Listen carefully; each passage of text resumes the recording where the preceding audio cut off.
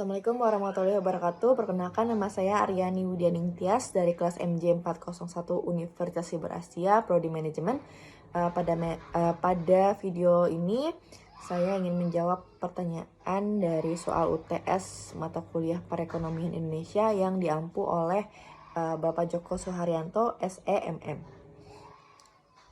Pemerintah Indonesia dapat mengadopsi berbagai kebijakan yang melibatkan aspek kebijakan fiskal, kebijakan moneter, dan kebijakan utang luar negeri guna menghindari jatuh dalam middle income trap.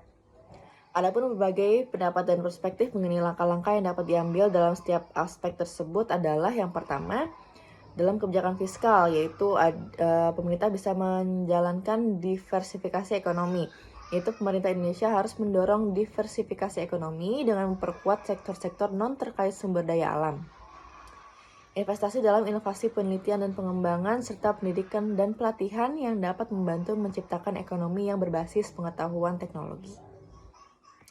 Kemudian ada pengelolaan defisit dan utang, di mana pemerintah perlu menjaga disiplin fiskal dengan mengelola defisit anggaran dan utang dengan hati-hati. Mendorong efisiensi belanja publik dan meningkatkan penerimaan pajak dapat membantu menjaga stabilitas fiskal. Kemudian ada reformasi struktural, melakukan reformasi struktural untuk meningkatkan iklim investasi, memperbaiki tata kelola, dan mengurangi birokrasi yang berlebihan akan meningkatkan daya saing ekonomi secara keseluruhan.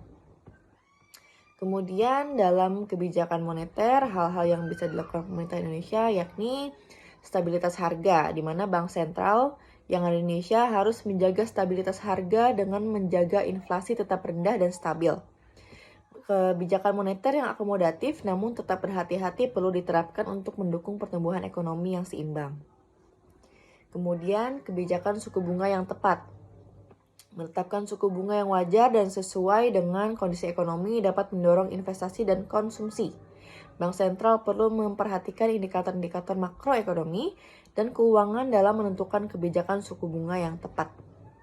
Kemudian stabilitas sistem keuangan, yakni meningkatkan regulasi dan pengawasan terhadap sektor keuangan untuk meminimalisir risiko sistemik dan menjaga stabilitas sektor perbankan. Kemudian hal yang ketiga yaitu kebijakan utang luar negeri. Pengelolaan utang yang bijaksana, pemerintah perlu memperhatikan kualitas dan komposisi utang luar negeri. Menghindari akumulasi utang yang tidak berkelanjutan dan menjaga rasio utang terhadap PDB yang sehat akan membantu melindungi stabilitas ekonomi. Kemudian ada diversifikasi sumber pendanaan. Mencari sumber pendanaan yang beragam dan mengurangi ketergantungan pada suatu negara atau lembaga tertentu dapat membantu mengurangi risiko terkait utang luar negeri.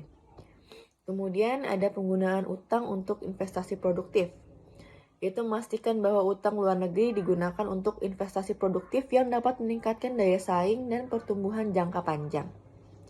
Pengeluaran publik harus diarahkan pada proyek infrastruktur.